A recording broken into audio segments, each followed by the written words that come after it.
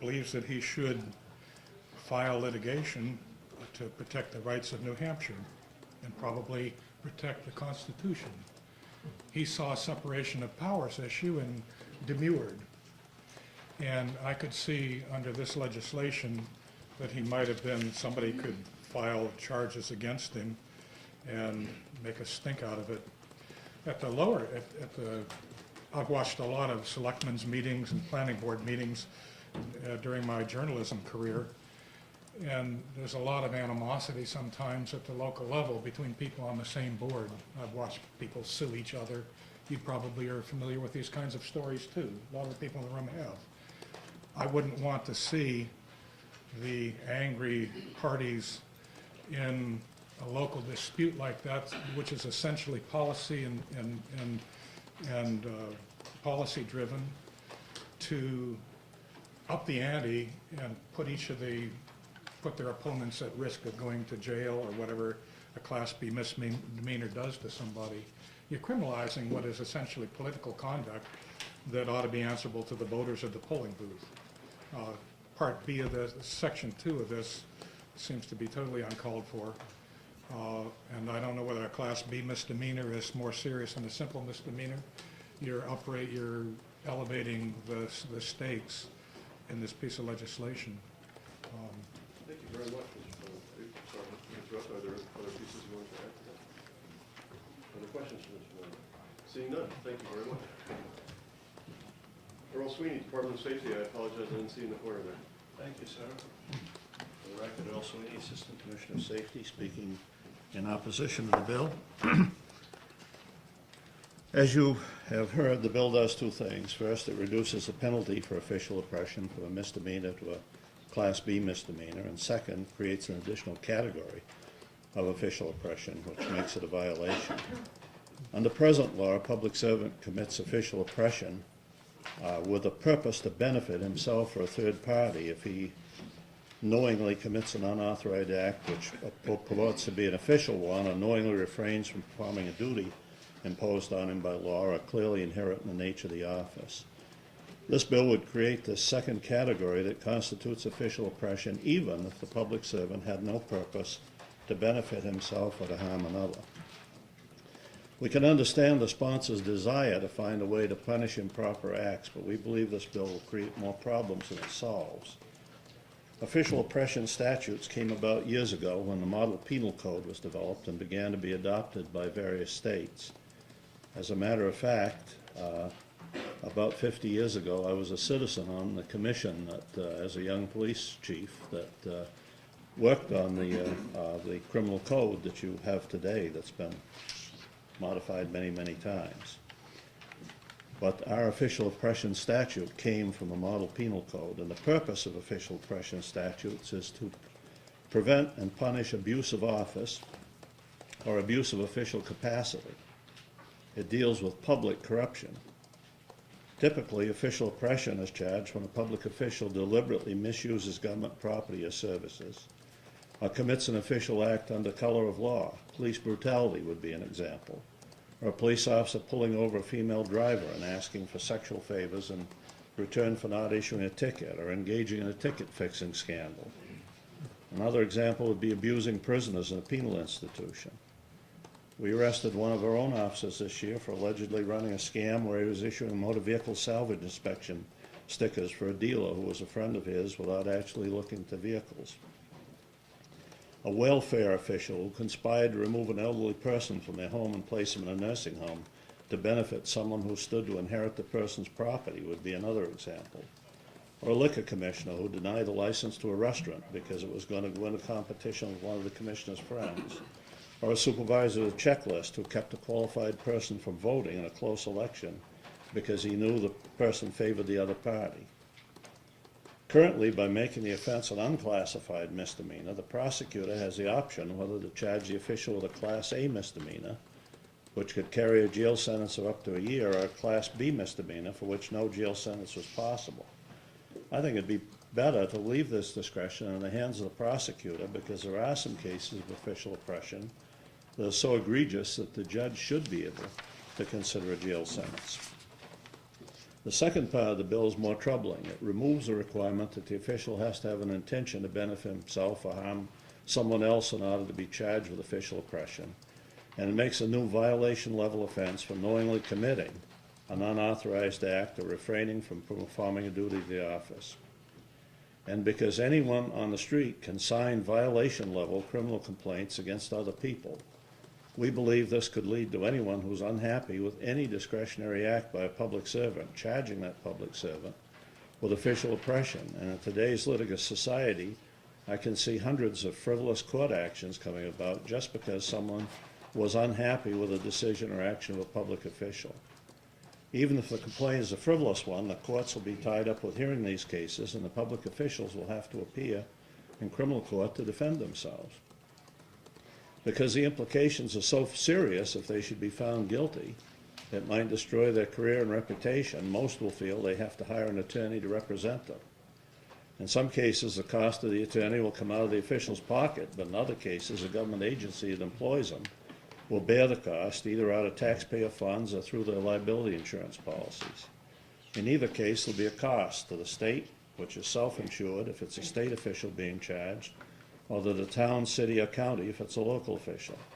The end result will be to make these liability policies more costly and hard to obtain, thereby passing an unfunded mandate along to the local communities. Because it'll be so easy for people who are dissatisfied with any action of an official to bring these charges, many public officials will be hesitant to do the duty for fear of having frivolous criminal charges brought against them. If this bill passes, little old Sadie, the town clerk, can be charged if she rushes out of the office to attend her granddaughter's school play and knows she was supposed to post the town warrant on the bulletin board outside the town hall before she leaves, but decides to wait until the first thing in the morning.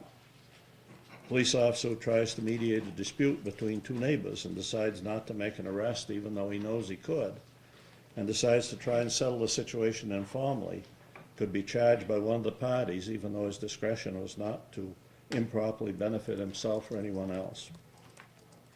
I spent 18 years as Director of Police Standards and Training. We regulated police departments in the state, and we had many regulations as to training. There was minimum training that was required, and different forms that they had to file and so forth. And sometimes some of my younger compliance officers would get frustrated at me because I didn't go after things aggressively. My approach was always to try to help bring a community into compliance. And I would tell some of the people that wanted to be a little bit more aggressive that I could probably be the most powerful man in the state for about 6 months until the legislature came back in session and called me to task for my unreasonableness. And I recall vividly one instance where Howard Sandman was the police chief in the town of Bethlehem. He was both the police and fire chief. He had been a police officer since 1943. He was in his 80s. He'd been 50 years there. And I had a complaint from one of the young police officers that he had not been filing the forms that certified the training that he was supposed to be giving his officers. So I jumped in the car and I drove up to see him, and he was sitting on the main street watching traffic, and I stopped and got in the car with him and I said, "Howard, you haven't been filing the forms for the last 2 years that you're supposed to file." And he said, "Oh, I don't understand all about that stuff." And I said, "Well, Howard, we send you out newsletters and we send you out memos to the law enforcement community explaining it." And he said, "Oh, I get that stuff from you all the time. I'm too busy to think about that." And I said, "Well, Howard, why don't we go down to the station, and if you can prove to me that your officers have had that training, I'll help you fill out the form and you can sign it." And he did. And I said, "Now I would suggest that you take one of your younger officers and delegate them to handle this paperwork for you, and then you can sign it when it comes in." I suppose that young officer that complained about his chief could have charged me with official oppression, because it was clearly inherent in the nature of my office that I could have decertified Howard Sandburn after 50-some odd years of faithful service to the town of Bethlehem. I think this is the type of unintended consequence that this bill could cause. Thank you very much. Any other questions? Seeing none, I have a question for you. Do you have Yes, a copy of your testimony that can be given I to do. Susan for that? Certainly. Thank you very much.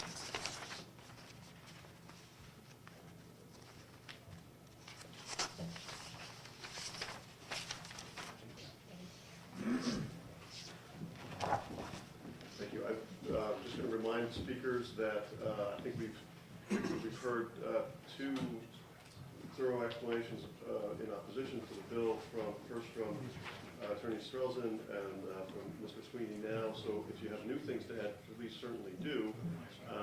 But just keep that in mind that we have a schedule and a bunch of other bills that we're going to hear later today. So that being said, Cordell Johnson.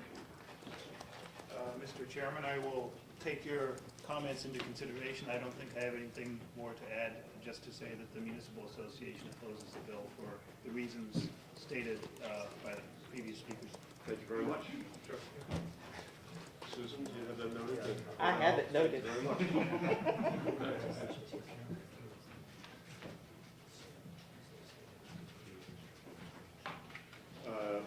David Goldstein, New Hampshire Police Chiefs Association. Again, Mr. Chairman, in the interest of brevity, the Chiefs Association respectfully opposes, and we do follow along with the Attorney General and Mr. Sweeney. Thank you very much. Appreciate that. I'm going to apologize ahead of time for mispronouncing the next name. Andrew Shigorny? Shigori. Shigori. Same, ditto. Thank you very much. Is that noted? Ralph D'Amico.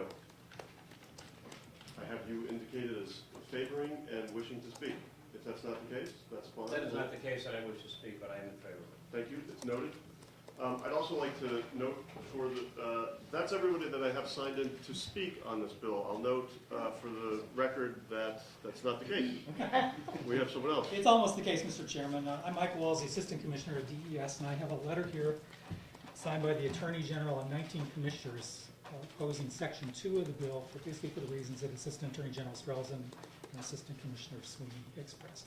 Thank you very much. Just for the record, I want to make sure that Susan got that for the record, which is a letter, testimony is being submitted by Mr. Walls on behalf of a number of commissioners. Yes. AG and 19 commissioners. Correct. Noted. Yes. Got it. Thank you very much. Okay. Thank you. The signage sheets are part of the public record, so don't be wounded if I don't read the names. There are representatives who have signed in in support. I'm seeing if any have signed in opposition, but that is part of the public record, so I appreciate people coming and doing so. If there's no one else wishing to speak on House Bill 572, I'll close the hearing. Thank you very much.